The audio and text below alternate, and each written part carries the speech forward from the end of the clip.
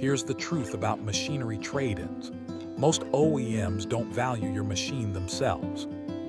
Your trade-in usually gets shown to only one or two used dealers. Never tell them you have a trade-in up front.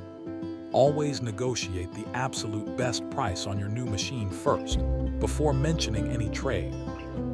Once the discount is locked in, then reveal your trade-in. You'll always get more when more dealers see your machine. Exposure drives competition. Don't settle for low trade-in values. Take control